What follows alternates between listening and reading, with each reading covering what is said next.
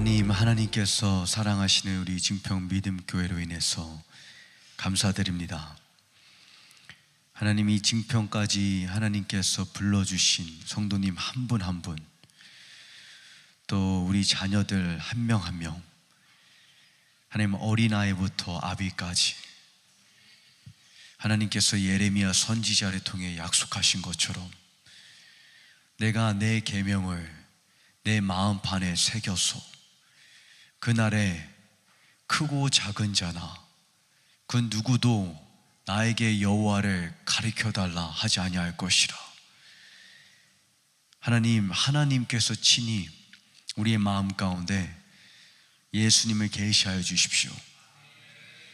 예레미야 24장에 그날에 내가 나를 아는 마음을 내게 주어 하나님을 알 수 있는 마음을 우리에게 임파테이션 하여 주십시오. 하나님, 우리 마음에 예수님을 향한 더 깊은 갈망이 있기를 소원합니다. 예수님을 더욱더 사모할 수 있는 마음이 있기를 원합니다. 하나님, 우리에게 그러할 수 있는 은혜를 주십시오. 하나님, 이 자리에 육체적인 치유가 필요하신 분이 있습니다. 지금 이 시간 몸 안의 모든 기관과 조직은 예수님의 이름으로 치유될지어다. 하나님, 모든 악한 세포와 병을 이 시간 예수님의 보혈로 덮습니다. 몸 안의 모든 근육과 조직, 모든 기관이 이 시간 하나님의 뜻 안에 온전히 회복되게 하여 주십시오. 하나님, 내적인 치유와 하나님의 만져주심이 필요한 성도님이 있습니다. 하나님, 지금 이 시간 위로하여 주십시오. 하나님의 살아있고 운동력 있는 말씀이 그 심령에 그 속사람을 강건하게 하여 주십시오. 하나님, 또 가정 안에 영적인 돌파가 필요한 그러한 가정이 있습니다. 그 자녀들의 삶 가운데 하나님, 지금 이 시간 이 가정 안에 그 자녀들의 삶 속에 다메섹의 경험이 있게 하여 주십시오. 사람의 말로 설득하고 설명할 수 없는 것들을 혈과 육이 내게 계시한 것이 아니요 오직 내 아버지께서 내게 계시하신 것이라. 하나님께서 우리의 남편을, 우리의 아내를, 우리의 자녀들을 만나 주십시오. 하나님, 지금 이 시간 성령님께서 친히 저와 이 공간 안에 모든 분들을 가르쳐 주시기를 기도합니다. 너는 범사의 여호와를 인정하라. 그리하면 그가 내 길을 인도하시리라. 성령님, 지금 이 시간 제가 당신을 인정합니다. 성령님의 지혜로 저를 만져주시고 이 증평 믿음교회를 강건케 하여 주십시오. 예수님의 이름으로 기도드렸습니다. 아멘. 네, 여러분, 또 제가 항상 이 줌 미팅으로 여러분께 인사를 드리다가 이렇게 또 다시 1년 만에 여러분께 인사드릴 수 있는 것을 큰 기쁨으로 생각을 합니다. 제가 마지막으로 여러분과 이 줌 미팅을 통해서 나눈 그 말씀은 참 무겁고 저에게는 굉장히 어려운 부분이었지만 제가 걸어가고 있는 이 시즌 가운데 또 여러분 가운데 저처럼 이 어려운 시즌을 겪고 계신 분들이 있을 수가 있습니다. 그런데 제가 여러분을 위로해드리고 또 상기시켜드리기 원하는 진리는 여러분, 우리의 삶 속에 진통은 결코 헛되지 않습니다. 그것이 육체적인 고난이든 관계적인 고난이든 환경적인 이슈이든 진통은 우리의 출산을 돕는 조력자입니다. 저희가 이제 한국에 와서 가장 많이 들은 말이 애국자라는 말입니다. 제가 자녀가 셋이 있는 것을 보고 자꾸 애국자라고 해주시더라고요. 저는 사실 아직 군대도 안 갔는데, 근데 항상 저희가 자녀가 제가 아무래도 저와 저희 아내가 굉장히 젊어 보이시고 또 젊잖아요. 근데 너무 젊은 나이에 아이들이 많으니까 처음에는 둘인 줄 아시고 벌써 둘이나 있냐. 근데 이제 또 조만한 꼬마아이가 또 뛰어오니까 셋이나 있냐. 그러면서 이제 애국자라고 말씀하실 때 이제 저희가 항상 저희 넷입니다. 근데 제가 아무래도 세 번 다 출산의 경험을 했고, 네 번째, 이번 7월 달에 네 번째 아이를 제가 만나게 되는데, 여러분, 인생의 진통에는 무통제라는 게 존재하지 않습니다. 그 고통을 피할 수 있는 방법은 없습니다. 하나님은 반드시 우리의 삶 가운데 예수님의 형상을 이루시기 위해서, 제가 초등학생 때 나이였던 것 같은데 재봉영 목사님과 전미숙 사모님과 같이 예언 사역을 할 때 제가 한번 이러한 환상을 본 적이 있습니다. 이런 그림을 어떤 분을 위해서 기도를 해드리고 있는데 그분 앞에 목과 망치가 있더라고요. 근데 그 목과 망치를 보고 굉장히 두렵고 공포에 질린 표정이었습니다. 근데 갑자기 하나님께서 그 환상을 보는데 저를 이렇게 줌아웃 하시더니, 그러니까 그분이 바라보고 있는 목과 망치의 그 시각에서 하나님의 관점, 하늘의 관점에서 그 상황을 보여주시는 거예요. 줌아웃돼서 하늘의 관점에서 보니까 목과 망치를 들고 계신 분은 예수님이 맞으신데 그 목과 망치를 바라보고 있는 대상은 평범한 돌이더라고요. 여러분, 평범한 돌이 아름다운 조각이 되기 위해서는 부서지는 과정을 요구합니다. 근데 그 과정은 그 돌을, 그 영혼을 파괴하기 위함이 아니라 빚어내기 위함입니다. 우리는 그 예수님의 손길을 볼 수 있어야 됩니다. 그래서 제가 마지막으로 작년에 여러분과 함께 나눈 메시지는 예수님의 사무친 감격이라는 메시지였습니다. 사실 오늘 저녁에 여러분과 그 메시지를 다시 한번 나누기를 원했는데, 아무래도 여러분도 아시다시피 제가 이번 주 금요일 날 이스라엘에 가게 됩니다. 그리고 또 여러분과 제가 이스라엘을 위해서 오랜 시간 기도를 해왔고, 또 여러분과 제가 이스라엘을 위해서 기도하는 이 상황 가운데, 또 작년에 여러분과 제가 구체적으로 에스겔서와 다니엘서를 공부를 했습니다. 이 두 본문을 사실 지금 현재 하마스와 이스라엘의 전쟁을 해석하는데, 그리고 이란과 이스라엘의 전쟁을 해석하는데 가장 중요한 예언서입니다. 저는 이것이 우연의 일치라고 생각하지 않습니다.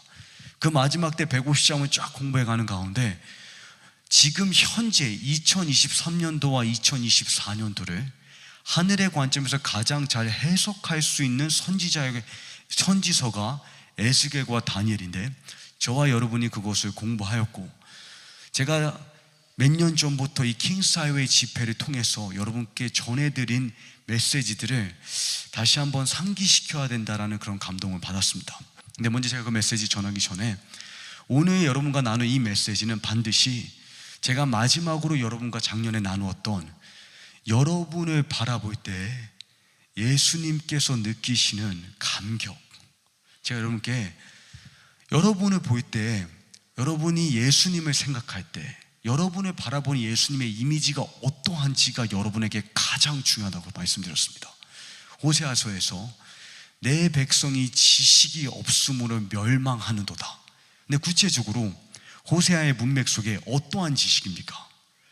고멜을 끝까지 추구하고 품기 원하는 신랑 되시는 예수님의 마음입니다. 그 지식이 없음으로 백성이 방자에 행하는 것입니다. 그래서 A.W. 토저 박사의 말을 제가 인용하면서, 그 A.W. 토저 박사의 말을 제가 자주 인용하지만, 오늘날 교회에게 가장 절실히 또 긴급히 필요한 것은 하나님을 아는 지식인데, 하나님에 대한 저급한 개념이 우리 가운데 너무 깊이 거하고 있기 때문에 오늘날 교회가, 또 오늘날 죄 가운데 우리가 무너지는 것이다. 그래서 제가 작년에 여러분께 여러분을 바라볼 때 예수님 마음 가운데 어떠한 감격, 그리고 어떠한 기쁨이 넘쳐 흐르는지, 그래서 제가 이렇게 출애굽기 34장을 강조해 드렸죠. 여러분이 생각하시는 하나님의 영광은 무엇입니까? 하나님의 영광이라는 단어를 생각할 때 그 영광의 정의가 무엇입니까? 그 영광의 극치가 무엇입니까?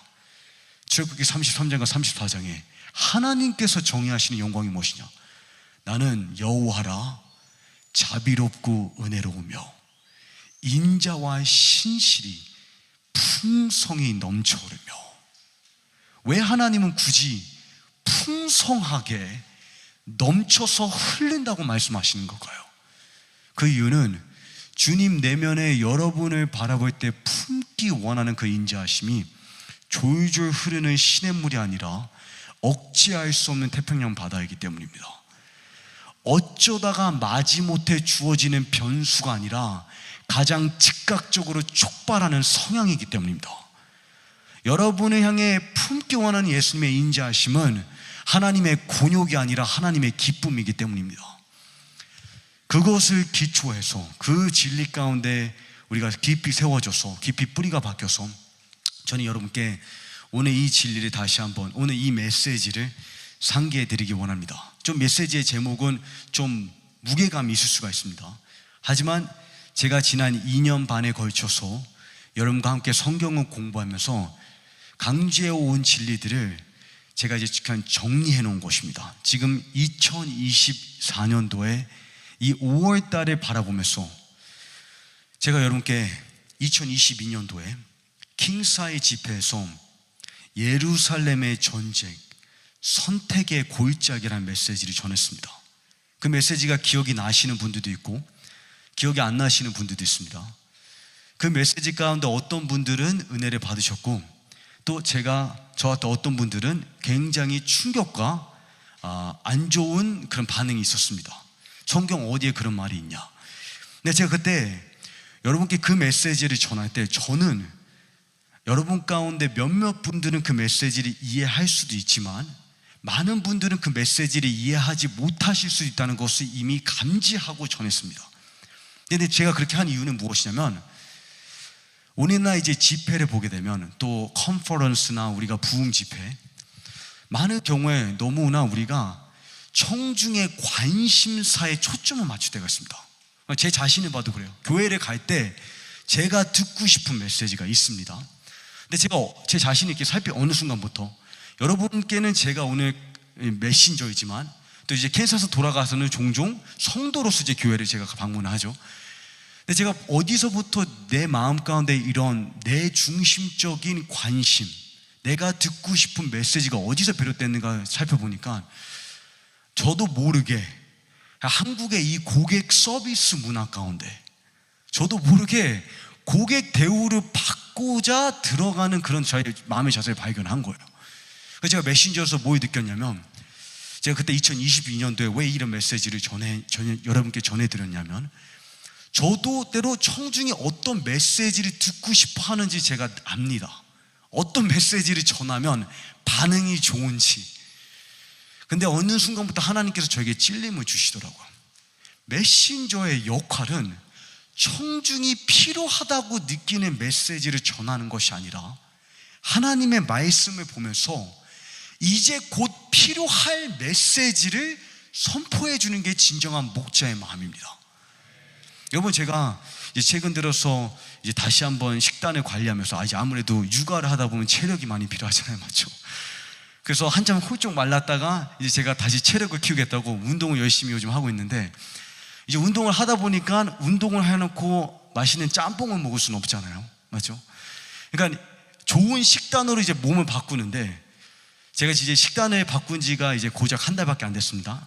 그렇게 지금 최근에 열심히 닭가슴살과 샐러드를 꾸준히 먹다가 이제 한국에 들어와가지고 완전히 깨졌어요, 제가. 근데 매번 이 샐러드와 닭가슴살을 먹으면서 단 한 번도 그게 나한테 필요한 음식이라고 느끼는 적은 단 한 번도 없습니다. 항상 제 몸이 느끼는 필요한 음식은 햄버거랑 프라이즈입니다. 근데 우리 영적으로도 동일합니다. 내가 필요하다고 느끼는 메시지가 있고 하나님께서 우리에게 꼭 필요해서 주시는 메시지도 있습니다. 근데 2022년도에 제 마음 가운데 성령께서 주셨던 감동은 이스라엘의 전쟁, 왜 이스라엘을 꼭 알아야 하는가? 이 주제가 그토록 중요한 이유는 무엇일까? 모른다면 무슨 손해가 있는가? 그리고 나랑 무슨 연관성이 있는가?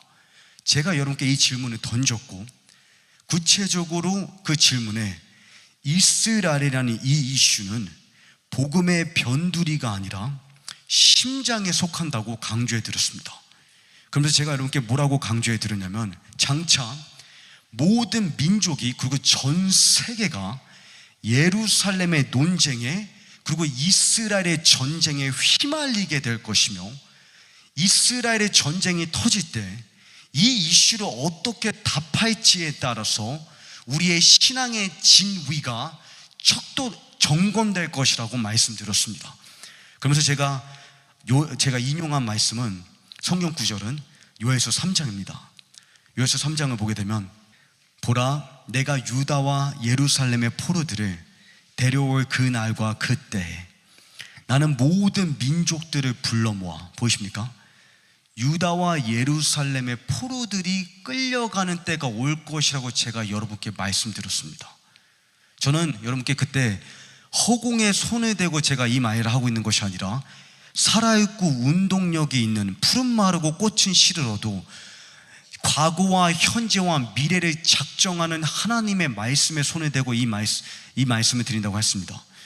유다와 예루살렘의 포로들이 데려오는 그날과 그때에 모든 민족들이, 전 세계, 그냥 중동의 이슈가 아니라 전 세계를 불바다 만드는 이슈와 논쟁거리가 될 것이라 말씀드립니다. 여러분, 지금 과연 이것이 사실인지 아닌지 유튜브에 가서 검색해 보십시오. 지금 유튜브에 가장 사람들이 궁금한 것이 무엇인지, 이스라엘과 이란과 중동. 그래서 중동 전문가들이 성경을 연구해 가면서 아브라함이 왜 가나안 땅에 갔는지, 그리스도인들이 아니라 중동 역사 정치 전문가들이 성경을 지금 살피고 있습니다. 도대체 왜 유대인들은 가나안 땅을 가고자 하는 것인지, 왜 이 예루살렘 땅에 그토록 전쟁이 펼쳐지는 것인지 그들은 답을 얻지 못합니다. 추측만 하고 있을 뿐입니다. 여러분, 미래는 추측에 달려있지 않습니다. 하나님은 시작부터 종말을 선포하며 내가 내 마음에 뜻한 바를 다 성취하리라. 우리는 추측할 필요가 없습니다. 우리는 확신합니다. 하나님께서 역사를 이끌어가고 계시다는 것을. 모든 민족들을 불러 모아 여호사밧 골짜기로 데려갈 것이다. 거기서 내 백성이며 내 유산인 이스라엘에 관해 그곳에서 그들을 심판할 것이다. 4절에 두로와 시돈과, 이 고대 두로와 시돈이라는 나라가 레바논입니다. 그게 누구입니까? 헤즈볼라입니다. 그리고 블레셋이 누구입니까? 팔레스타인입니다. 가자지구. 지금 현재 여러분과 제가 직면하고 있는 이 갈등들은 요엘서 3장이 아직 성취는 아닙니다. 근데 이 성취를 보여주고 있는 예고편입니다. 온 땅아, 너희가 내게 무엇을 하려고 하느냐. 14절에 많은 사람들이, 정말 많은 사람들이 심판의 골짜기에 모였다. 영어 성경에는 Valley of Decision, 선택의 골짜기입니다. 무엇에 대한 선택입니까?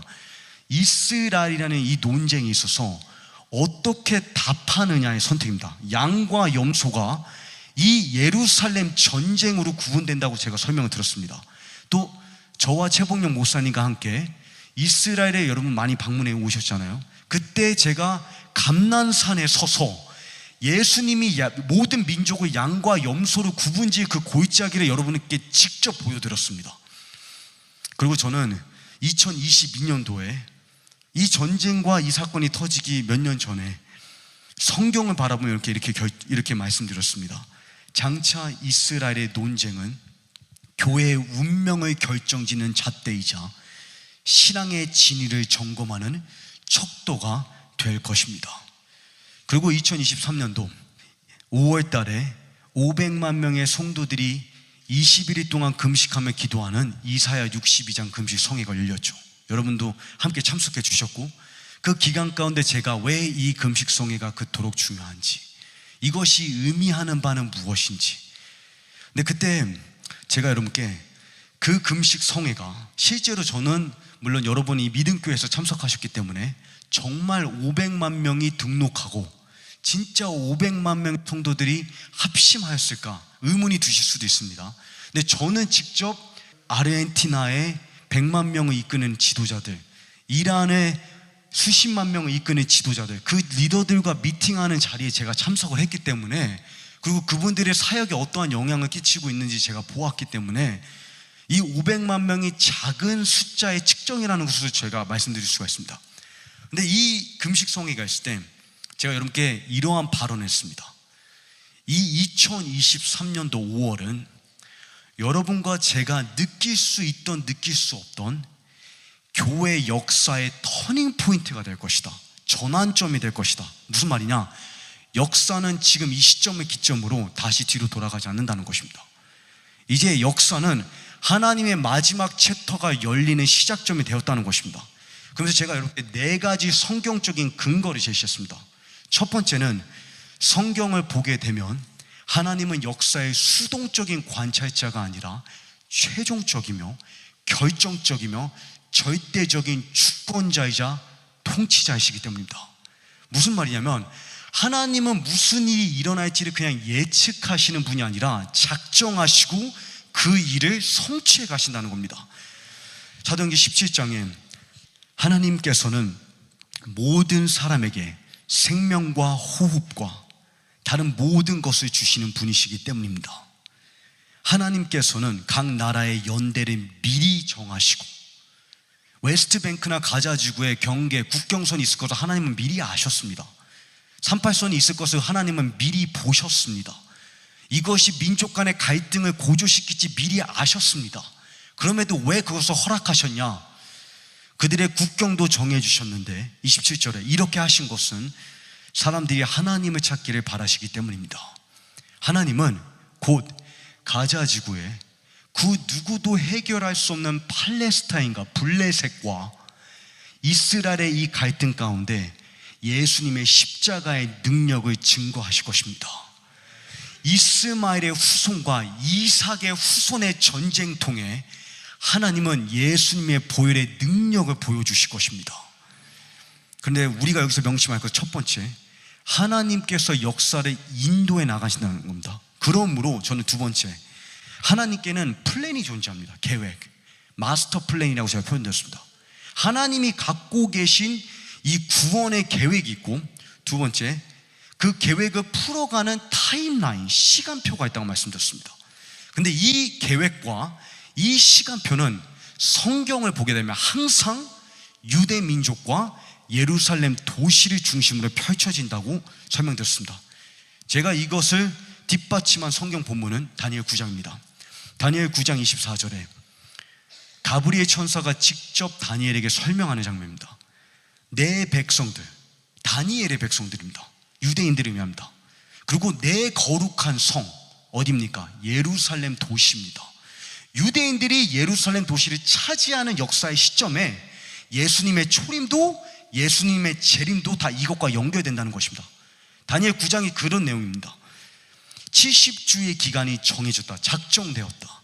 이 기간이 지나면 예언 죄악이 그치고, 그러니까 이스라엘의 영원한 용서가 받으며 영원한 의가 드러나고 하나님의 환상과 예언이 이루어지는, 무슨 말이냐면 하나님의 모든 예언이 다 성취되고 예수님의 재림이 임하는 것이 유대민족과 이 예루살렘 도시와 맞물려 있다. 이것이 두 번째 이유였습니다. 그러면서 세 번째, 제가 이렇게 제시한 성경적인 근거는 마귀도 이러한 하나님의 계획을 잘 알고 있다고 말씀드렸습니다.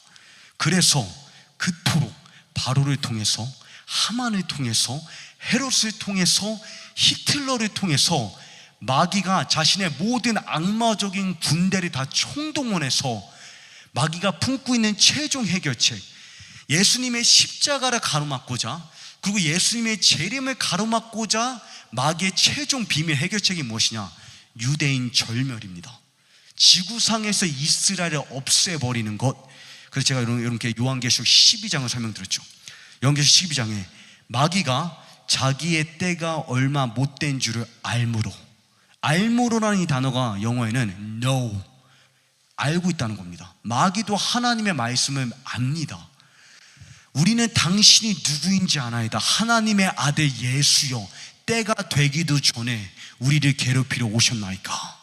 귀신들도 성경책에 읽습니다. 여러분, 하나님의 말씀이 얼마나 정확한지 알고 있고, 그러하기 때문에 적극적으로 하나님의 계획을 방해합니다. 그래서 사탄도 하나님의 계획을 알고 있기 때문에 악마적인 공격이 펼쳐질 것이라고 제가 여러분께 경고해 드렸습니다. 그러면서 네 번째, 이제 이 마지막 근거입니다. 성경적인 근거. 하나님은 항상 당신의 그 계획을 성도들의 중보와 예배를 통해서 풀어가신다. 하나님의 이 타임라인이 있고 하나님의 계획이 있는데, 계획과 타임라인이 언제 풀어지냐? 성도들의 중보가 하나님이 정해놓으신 양을 가득 채우면. 그래서 제가 인용한 성경 본문이 요한계시록 5장입니다. 그 두루마리를 취하시면, 예수님께서 지금 두루마리를 취하신다는 것은 예수님의 재림을 위한 계획을 집행하신다는 겁니다. 언제 집행하시냐? 각각 검은고와 향이 가득한 금 대접을 가졌으니 이 향은 성도들의 기도니라. 자, 이 네 가지를 이제 요약을 해서 여러분께서 한번 생각해 보십시오. 인류 역사 가운데 처음이라는 이 표현은 제가 사용한 것이 아니라 현재 이스라엘에서 사역하고 계신 목사님들과 선교사님들이 하신 말씀입니다. 인류 역사 가운데 단 한 번도 10,000명의 이방인들이 이스라엘 위해서 기도한 적이 없다고 했습니다. 근데 500만 명의 성도들이 21일을 금식하고 이스라엘을 위해서 중보했다. 그것이 함축하는 바가 무엇이냐? 저는 여러분께 뭐라고 말씀을 드렸냐면, 하나님께서 역사의 마지막 챕터를 집행하시겠다는 신호라고 말씀드렸습니다. 이 순간은 단순히 시대의 표적이 아니라 하나님의 마지막 경종이라고 설명드렸습니다. 그러면서 저는 여러분께 지금 이 순간에 익사이팅하고 흥분되는 시점이 아니라 단순히 엄숙하고 굉장히 심각한 전환점이라고 말씀을 드리면서 시편 83편을 인용해 드렸습니다. 시편 83편에 하나님이여 침묵하지 마소서, 하나님이여 잠잠하지 마시고 조용하지 마소서, 무릇 주의 원수들이 떠들며. 자, 2절에 누구의 원수들입니까? 하나님의 원수들입니다. 근데 이 원수들이 만군의 여호와인 하나님을 대적할 수 없으니까 그들이 누구에게 공격을 하냐? 주의 백성을 치려. 3절에 보이시죠? 하나님에 대한 적대심을 하나님의 백성이 이스라엘에게 꽂습니다. 보이십니까? 주의 백성을 치려 하여 관계를 꾀하여 서로 의논하여 말하기를. 자, 4절에 그들을 멸하여서 다시 나라가 되지 못하게 하자. 이스라엘이라는 이름을 지구상에서 역사 가운데 기억되지 못하게 하자. 여러분, 지금 누가 이 말 하고 있는지 아십니까? 이란이 지금 이 말을 하고 있습니다. 이란이 공개적인 TV 방송에서 이런 말을 합니다. 우리가 핵무기를 만드는 궁극적인 목적은 무엇이냐? 그들의 최고 악마 미국, 두 번째 악마 이스라엘. 이 이란이 지금, 근데 중요한 것은 이란이, 고대의 이란은 페르시아입니다. 페르시아가 누구냐? 하만의 장대를 만든 제국입니다. 유대인의 멸절을 최초로, 바로 다음에 유대인의 멸절과 유대인의 박멸을 계획한 하만의 그 영이, 그 페르시아의 군주가 2500년 만에 다시 처음으로 일어난 것입니다. 제가 한 중동 전문가가 지금 이 상황을 어떻게, 세계 정세를 어떻게 해석하는지 한번 들어보았는데, 서강대의 최고로 인정받는 교수님이 뭐라고 말씀하시냐면, 2500년 전에 유대인 성경의 고레스 황제가 예루살렘을 재건하고 난 다음에 2500년 만에 처음으로 이란이, 페르시아가 이스라엘을 공격한 사건이다. 이것은 역사적인 순간이라고 말합니다. 왜냐하면 여태까지 이란은 그들의 프록시가 뭐냐면 그들의 이 허수아비죠. 허수아비 역할을 감당하는 헤즈볼라나 하마스, 이 테러 조직을 통해서 이스라엘을 공격했지 본토에서 본토를 공격한 적이 2500년 동안 없습니다. 제가 여러분과 제가 이 성경을 공부해 나갈 때 이러한 일들이 실제로 펼쳐지는 저도 여러분도 몰랐습니다. 그런데 성경은 알았습니다. 그래서 성경에 4절을 주목하시고 그 다음에 6절을 보시기 바랍니다. 이들이 한 마음으로 주님을 대적하는데 6절에 그들이 누구냐? 에돔의 장막과 블레셋, 하마스입니다. 두로, 헤즈볼라입니다. 이 하마스와 블레셋과 이 두로가 하나로 엮여 있는 것을 우리가 성경에서 보게 됩니다. 근데 이들의 목적이 무엇이냐? 이스라엘이라는 이름을 다시는 지구상에서 역사 가운데 기억되지 못하게 하자. 자, 그리고 난 다음에 10월 7일 날 하마스가 기습 공격을 했죠. 푸틴 대통령의 생일을 기념하기 위해서 기습 공격을 하고 1,400명의 유대인들이 숨졌습니다. 그것을 더불어서 6개월 동안 전쟁이 진행되다가 결국 4월 13일 이란이 2500년 만에 본토에서 이스라엘을 공격을 합니다. 자, 이것이 왜 중요하냐? 제가 여러분께 에스더를 언급했고, 그 다음에 그 당시에 제가 1년 전에 여러분께 지금 이 시점은 성경의 다니엘의 시대가 펼쳐지는 순간이라고 말씀드렸습니다. 그때 제가 여러분과 다니엘서로 공부를 하고 있었고, 다니엘 10장을 제가 여러분께 하이라이트 드렸습니다. 다니엘 10장을 보시게 되면 이 다니엘이 마지막 때 하나님의 계획을 마침내 깨닫는 순간입니다. 그 깨닫는 순간에 어느 나라의 어떤 마귀가, 각 나라마다 각 지역마다 귀신들과 천사들이 있습니다. 아시죠? 미가엘 천사는 이스라엘을 지키는 수호 천사입니다. 이란이라는 이 지역을 다스리고 있는 군주가 그 페르시아의 이 마귀인데, 다니엘 10장에 페르시아 왕 고레스 왕이 된 3년에 나 다니엘이 환상을 보는 가운데 말씀을 들었습니다. 그 말씀은 참되며 큰 전쟁에 관한 것입니다. 이게 LEV, 렉슨 바이블을 보시게 되면 Great Tribulation, 대환란에 관한 것입니다라는 말이에요. 이해하시죠? 그러니까 다니엘이 7장부터 마지막 때 메시지를 보게 되는데, 뭐 2장에도 마지막 때 메시지가 담겨 있지만 7장과 8장과 9장에도 이 메시지를 이해를 못해요. 가브리엘 천사가 3번을 설명해 줍니다. 이게 적그리스도, 작은 뿔, 적그리스도와 마지막 후 3년 반에 관한 내용이라는 것을. 근데 이것을 이해를 못합니다.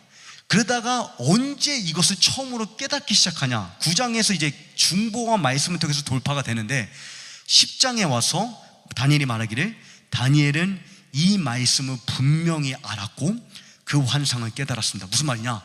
이스라엘의 마지막 때 대환란에 관한 하나님의 계시가 깨달아지기 시작합니다. 이때 정확히 페르시아의 군주가 일어납니다. 자, 보이십니까? 13절에 그러나 페르시아 왕이 21일 동안 이 천사를 막았습니다. 나는 홀로 페르시아 왕들과 함께 서서, 여기서 왕들이 귀신들을 말합니다. 실제 왕들이 아니라 페르시아 귀신들과 함께 남아 있었는데 하늘 군대의 우두머리인 미가엘이 와서 나를 도왔다. 14절에 이제 내가 마지막 날에 내 백성, 누구입니까? 유대인들, 이스라엘에 관한 무슨 일이 벌어질지 알려주려고 왔다. 그러면서 제가 이렇게 2023년도에 하마스가 이스라엘 침공하기 전에 지금 전 세계의 교회가 마지막 때 이스라엘을 향한 하나님의 계획을 깨달아 가고 있습니다. 그러므로 분명 이스라엘 현장에 어떠한 심각한 사건이 터진다는 사인입니다라고 말씀드렸습니다. 2500년 만에 여러분, 이 페르시아의 귀신이 실제로 다시 일어나서 본토에서 이스라엘 본토를 공격을 했습니다. 여러분과 제가 살아가고 있는 이 시즌에, 여러분 예수계 38장을 제가 여러분과 공부할 때 이것이 이제 적그리스도에 관한 본문이죠. 제가 이때 적그리스도의 군대가 어떠한 나라들로 형성될지를 제가 여러분께 설명해 드렸습니다. 그때 에스겔 38장을 보게 되면 내가 너를, 적그리스도를, 여호와께서 적그리스도를 뒤로 돌이켜 갈고리로 내 아가리를 꿰고 너와 내 모든 군대와 큰 무리를 이끌어낼 것이다. 자, 적그리스도의 군대가 누구로 형성될 것이냐? 5절에 그들과 함께한 페르시아와, 보이십니까? 마지막 때 페르시아가, 여러분께서 무엇을 기억하셔야 되냐면 에스겔이 이 38장을 예언하고 있을 때는 페르시아는 이스라엘의 적이 아니었습니다. 이스라엘을 돕는 고레스의 손길이었습니다. 그런데 에스겔이 마지막 때 환상을 보는데 마지막 예수님이 재림하시기 전에 이란이라는 나라가 이스라엘의 원수가 될 것이라는 사실을 예언을 합니다. 근데 우리가 여기서 한 가지 아는 것은 무엇이냐면, 자, 이제 제가 이 성경적인 예언들의 근거에서 이제 제가 조금 여러분께 이제 앞으로 상황이 어떻게 전개될지를 제가 언급해 드리도록 하겠습니다. 이 2024년도에 고조되고 있는 이란과 이스라엘의 갈등은 반드시 더 큰 전쟁으로 벌어질 것입니다. 이스라엘은 반드시 헤즈볼라를 개입할 것입니다. 헤즈볼라가 먼저 공격을 하던, 이스라엘이 먼저 헤즈볼라를 공격하던, 이 전쟁은 불거질 수밖에 없습니다. 여기는 탈출구가 없습니다. 이 전쟁에는. 왜냐하면 이스라엘, 이 유대인들에게는 지금 생존의 위기이기 때문입니다. 그리고 하마스나 헤즈볼라는 히틀러나 다름이 없기 때문에 이들은 그냥 이 전쟁을 잠재우고 다시 원상복귀하고 싶은 마음이 없습니다. 왜냐하면 이 헤즈볼라가 없어지지 않는 한, 이란의 핵이 없어지지 않는 한, 하만의 장대가 제거되지 않는 한 다시 평범한 일상이란 존재하지 않습니다. 유대인들에게는. 제가 실제 하마스가 1,400명의 유대인들을 살해한 그 현장을 이제 방문할 것입니다. 이제 이스라엘을 방문했을 때 사무엘 PD한테 제가 직접 부탁을 해서 내가 그 사막 광야랑 그 남부 현장에 내가 직접 가보고 싶다. 근데 여러분께서 MBC나 SBS 통해서 못 들으시겠지만 이런 내용들은 실제 하마스가 어떠한 테러를 범했는지 여러분 상상 못 하십니다. 임신한 여인의 배를 자르고 살아있는 아이를 태우고 이런 사건을 생중계로 공개를 했습니다. 그가 한 테러범이, 젊은 테러범이 너무 흥분돼서 자신의 어머니한테 전화를 걸어서 그 내용이 녹음이 되었습니다. 틱톡이나 인스타그램에 그게 트위터에 올라온 내용들입니다. 자신의 어머니한테 전화를 걸어서 엄마, 신은 위대합니다. 신은 위대합니다. 내 손으로 지금 유대인 10명을 죽였습니다. 그러고 난 다음에 무슨 일이 벌어졌는지 아십니까? 미국과 호주와 영국과 파리에 30만 명의 사람들이 하마스와 팔레스타인을 지지하겠다고, 지금 미국 대학교 콜럼버스, 뉴욕에 있는 이 유명한 콜럼버스 명문대에 가면 유대인들 죽이라고 외치고 있습니다. 젊은이들이. 여러분, 제가 여러분과 2022년도에 예루살렘의 논쟁이 전 세계를 불바다가 되게 할 것이라고 말했을 때는 저는 이것이 얼마나 빠른 속도로 벌어질지 전혀 알지 못했습니다. 그냥 다만 성경 가운데 이런 것들이 예고하고 있다는 것을 제가 그 긴급함을 느꼈을 뿐입니다. 그런데 여러분과 저에게 그렇다면 이 무거운 이 실체를 직면하는 가운데 소망은 무엇일까요? 저의 소망은 여러분입니다. 하나님을 정말 사랑하기 원하는 여러분, 그리고 예수님의 계획 가운데 동역하기 위해서 이 진평에서, 이 믿음교회에서 신앙생활 해가면서 주님을 따라가고 있는 여러분은 저에게는 소망입니다. 근데 무엇보다 우리의 반석은 무엇이냐면, 하나님께서 이 상황을 못 보고 계신 것이 아니라 이 이란과 하마스의 갈등도, 이스라엘과 헤즈볼라의 갈등도 하나님의 거룩하고 지혜롭고 선하신 섭리 가운데 있다는 것입니다. 그것이 우리의 발을 지탱하는 견고한 반석입니다. 에스겔 38장 16절에 하나님께서 적그리스도를 예언하시는 장면 가운데, 적그리스도야, 고가 훗날에 나는 너로 하여금 내 땅을 침략하게 할 것이다. 충격적이지 않습니까? 불편하지 않습니까? 근데 제가 여러분께 이렇게 말씀드렸습니다. 불편할지라도 이것은 불변한 진리입니다. 근데 이것이 왜 위로일까요? 왜 위로냐면 마귀도 제멋대로 행사하지 못한다는 것입니다. 하나님이 마귀에게, 사탄에게 말씀하시기를 내가 내 종을 욥을 고려하였느냐? 하나님은 왜 이러한 상황을 허락하실까요? 왜냐하면 십자가를 통해, 우리의 십자가 그 골고다 언덕 가운데 예수님이 생명보다 귀하다는 그 예수님의 존귀함과 가치를 우리의 삶을 통해서 증거하실 것입니다. 여러분의 그 믿음을 통해서 욥을 실현하는 가운데 하나님을 저주하고 죽으라는 그 안에 조언 가운데 욥이 오히려 하나님을 찬송한 것처럼 그 찬송을 통해서 예수님은 모든 민족과 백성을 유업으로 취하실 것입니다. 그러하기 때문에 고가 나는 너로 하여금 내 땅 이스라엘을 침략하게 허락할 것이다.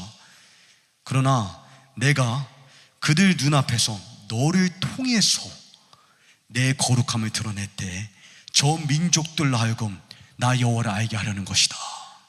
여러분, 비록 이란은 핵무기를 통해서 이스라엘을 멸절시킬 거라고 주장하지만 지금 전 세계에서 교회가, 복음이 가장 빨리 확장되고 있는 지역이 어딘지 아십니까? 이란입니다. 하나님은 항상 하만이 수고해서 만든 장대를 사용해서 하만에 매달으실 것입니다. 이 악에 찬 모든 악인들이 계략을 짜지만 그들의 계략 가운데 시편 2편에 말하기를 보좌 위에 자정하시는 여호와는 웃으시는도다. 내가 내 왕 예수 그리스도를 시온산에 세웠다. 열방이 하나님께 반란하는 가운데 하나님은 열방을 유업으로 취하실 것입니다. 열방이 예수님께 전쟁을 선포하는 가운데 하나님은 세계 복음화를 성취하실 것입니다. 내게 구하라, 그리하면 내가 열방은 내 유업으로 주리라. 땅끝이 내 소유가 되리라. 여러분, 여러분과 저의 중보는 이란의 핵무기보다 강력합니다. 그러하기 때문에 여러분의 중보가, 비록 여러분의 눈에는 이 진평 믿음교회가 2마리의 생선과 이 떡 5조각밖에 되는 것 같아 보이지 않을지라도 여러분의 삶이 그래 보일 수가 있습니다. 여러분이 속한 현실이 내가 하나님께 보탤 수 있는 것이, 선교사님, 이러한 글로벌한 정세와 또 세계의 흐름 가운데 솔직히 내가 보탬이 될 수 있는 게 무엇이 있습니까? 나는 가진 것도 많지 않고 달란트도 많지 않고. 여러분, 여러분의 마음과 여러분의 작은 순종이 예수님께 보배롭다는 것을 기억하시기 바랍니다. 여러분은 예수님께 꼭 필요한 그릇입니다. 예수님은 당나귀가 필요하십니다. 화려한 말이 아니라 베들레헴 마구간이면 충분합니다. 여러분의 형편이 마구간 같을지라도 그 마구간을 내어드리면 메시아가 여러분을 통해서 나오는 것입니다. 베들레헴 에브라다야, 비록 내가 내 눈에 너무 작을지라도 너를 통해서 통치자가 나올 것이다. 여러분, 여러분에게 하나님께서 주신 그것을 내어드린다면 하나님은 여러분의 삶을 사용하실 줄을 믿습니다. 그래서 제가 이제 메시지를 마칠 텐데 이러한 말씀으로 마치기 원합니다. 파괴적인 안일함에서 견고한 깨달음으로 나오십시오. 제가 이사야를 여러분과 다룰 때 제가 이사야 32장과 33장을 함께 여러분과 다루면서 이사야 32장을 보게 되면 하나님께서 안일해하고 있는 이스라엘을 깨우십니다. 왜냐하면 그때까지만 해도 이스라엘은 아직 이 전쟁에 휘말리지 않았고 이 글로벌한 논쟁과 위기 가운데 휘말리지 않았고 경제적으로 군사적으로 위기를 느끼지 못한 상황입니다. 안일해하고 나는 아직 서양에 사니까, 선진국에 사니까 이 이슈가 내 삶에, 내가 사는 도시에 개입되지는 않겠지. 누가 그렇게 생각했냐면 에스더가 그렇게 생각을 했습니다. 나는 궁전에 살고 있으니까 하만의 장대에 나는 달리지 않겠지. 그때 에스더를 누구보다 사랑하는 모르드게가, 에스더가 고아였을 때 그 고아를 입양한 게 모르드게입니다. 입양의 영에서 이러한 경고의 메시지가 나옵니다. 내가 궁전에 있다고 이 칼을 피할 수 있으리라 생각하느냐? 내가 이 위험을 피할 것이라고 생각하느냐? 여러분, 미국에 산다고 결코 제가 이스라엘 논쟁을 피할 것이라고 저는 생각하지 않습니다.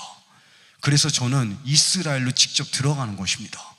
가서 제가 직접 눈으로 보기를 원하고 성경에서 제가 여러분과 공부하는 것들이 이론이 아니라 제 삶 가운데 실제적인 열매가 되기를 간절히 소망합니다. 근데 여러분께 제가 이 이사야 32장에 안일함 가운데 잠자고 있는 이 영혼을 하나님께서 깨우시는데 어떠한 자리로 깨우시냐? 이사야 33장 6절에 지혜와 지식이 내 시대의 안정이 되고, stability, 견고한 안정이 되고 구원의 힘이 되리라. 여호와를 경외함이 내 보배니라. 하나님을 두려워하는 것이 우리의 보배입니다. 왜냐하면 예수님을 따르는 이 길에는 최고의 만족이 주어지지만 안전하지는 않습니다. 누구든지 나를 따르고자 하거든 모든 민족이 나로 말미암아 너희를 미워할 것이며 너희를 환난에 넘겨주고 너희를 죽이리라.